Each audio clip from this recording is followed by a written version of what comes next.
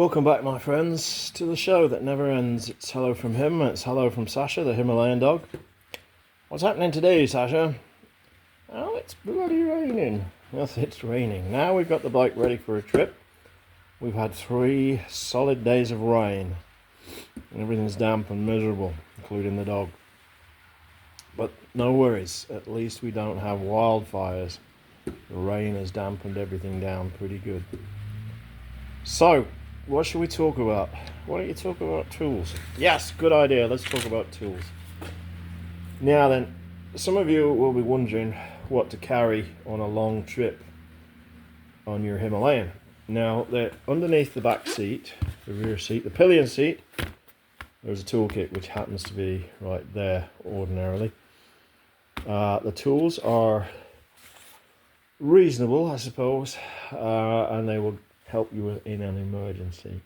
Much better than Triumph, who don't give you anything except one Allen key. Okay, so what comes in the bike kit? Well, this is your bike kit.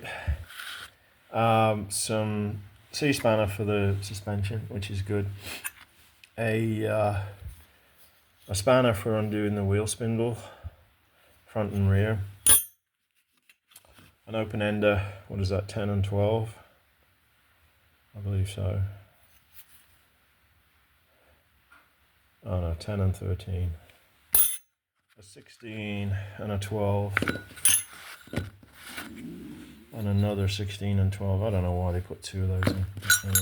Probably a mistake on their half. And an extension for your wheel spindle spanner. And then you get these Allen keys, 4, 5, 6 and an 8. Okay, so that's what comes with a bike. Now, what am I going to carry? Well, on the road, I'm going to carry something like this.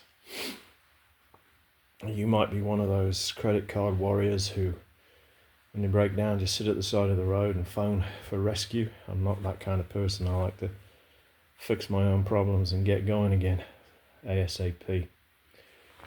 So, now how do I decide what to take with me? Well,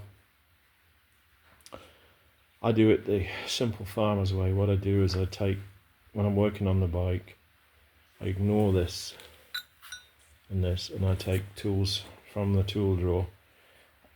But when I've done with them, I don't put them back in the drawer, I put them on the table. And then at the end of the project, I look on the table and see what I've got. So, this is what I've got. Now, these tools, now the project is finished, these tools will go back in the drawer, but I will make a note of what's here, and then I will go, any car boot sales I go to, I will buy a bucket full of spanners, of wrenches, take them home, sort them out, see what I've got. As long as they're cheap, it doesn't matter.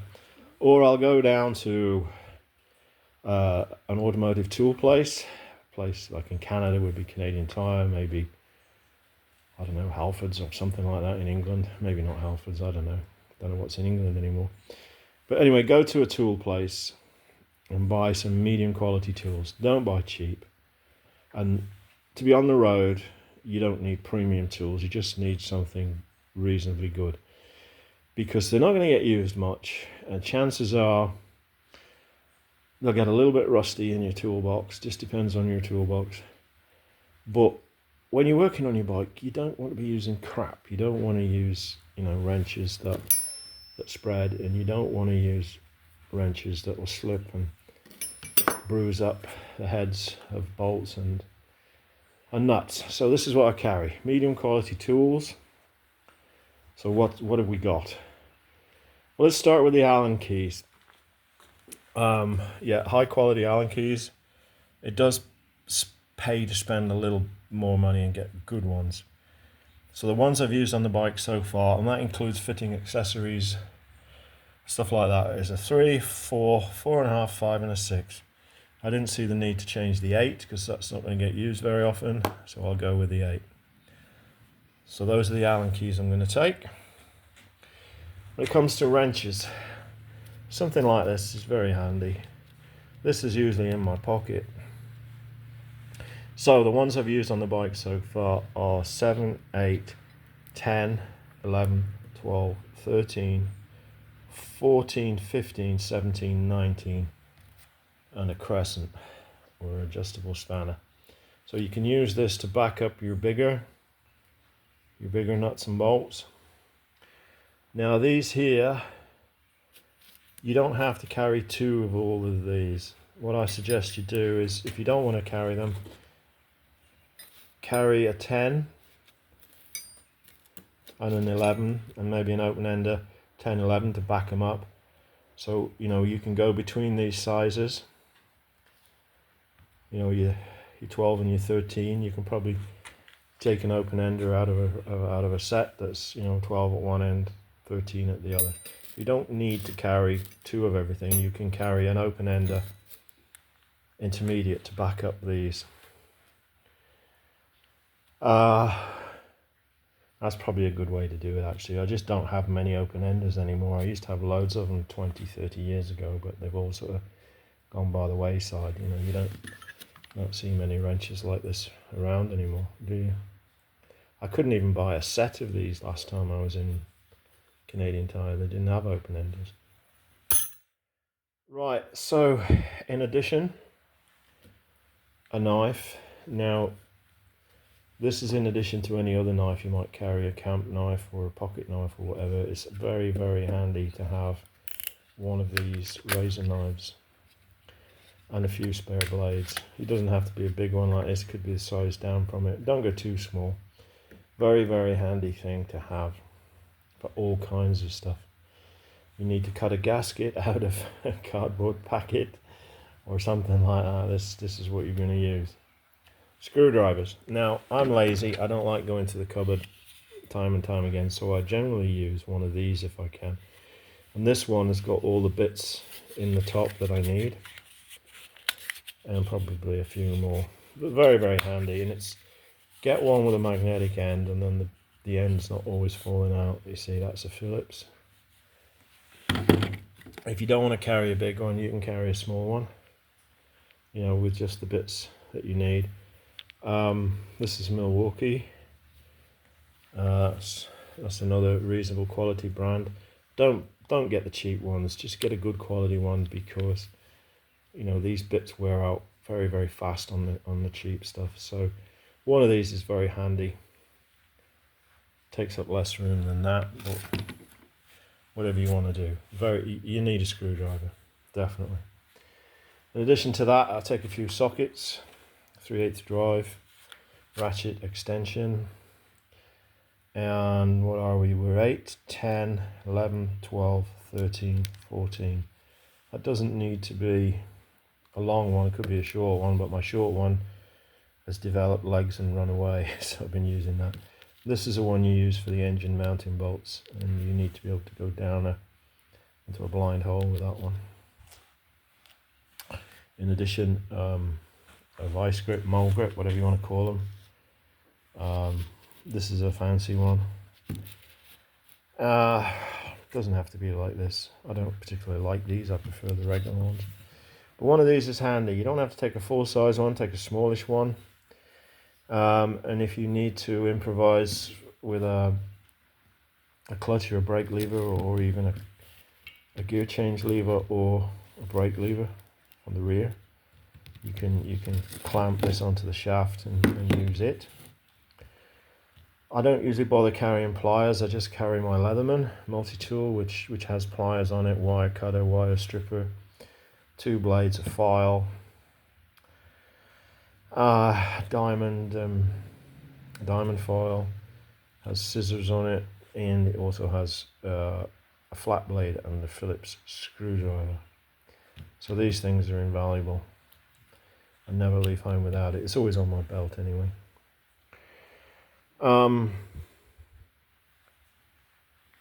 I would collect these little mint tins.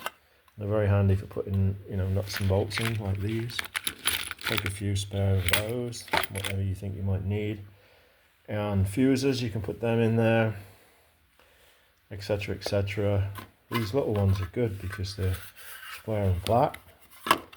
These are okay too, but being round, they take up a little more room. Okay, another little thing which I find very handy my crickety back and various other rickety parts of my body is one of these magnetic telescoping gadgets. I don't know what you call them. Yeah, so you can extend this to about 2 feet, 2'6". Very powerful rare earth magnet, so you can use it for picking stuff up. You don't have to bend down, you can just go zip. Also very useful if you drop a nut or a washer or a little bolt in the grass and you can't see it, you can poke around with this where you think it might be, and then lo and behold, suddenly appears by magic. Very useful little thing to carry. You can also use them for setting as a third, another hand. If into a tight spot, you can use them for holding a nut on the end of a bolt while you turn the head of the bolt. Works very good that way. And I was watching a video today, the Panther Owners Club, where the guy was dropping a little ball bearing and spring into an oil pressure relief valve, and it reminded me of something I'd seen a while ago and forgotten about. Now, if you want to pick up something small and this magnet would be too powerful, what you do is you pick up a bolt like this, or anything, doesn't matter, you could magnetize a screwdriver for it, and then you pick up the little gadget that you want, the little thing that you want to pick up, and then you give it a shake and off it pops. Get it where you want it, so you want it over there, give it down, and there it goes. Very, very handy little tip for you.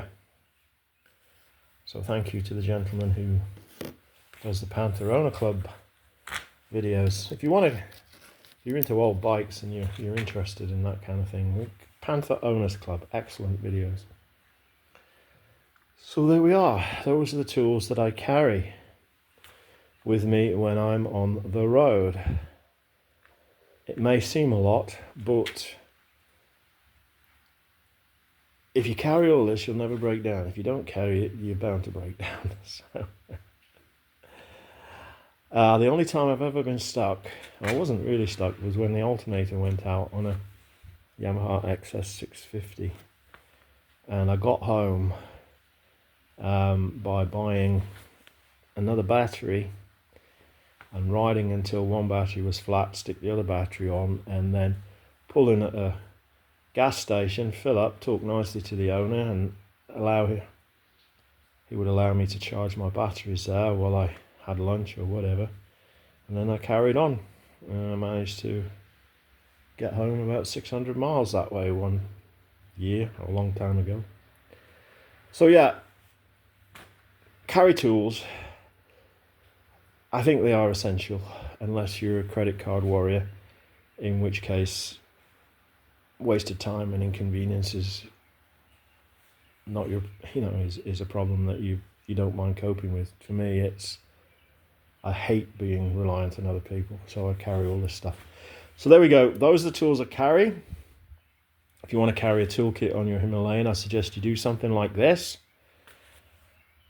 And the best of luck to you. I hope you enjoy your travels. So until next time, it's goodbye from him. It's goodbye from Sasha, the Himalayan dog. Say goodbye, Sasha. Goodbye, Sasha. So until next time, keep the rubber side down, keep the shiny side up. Take care of yourselves, look after one another. Behave.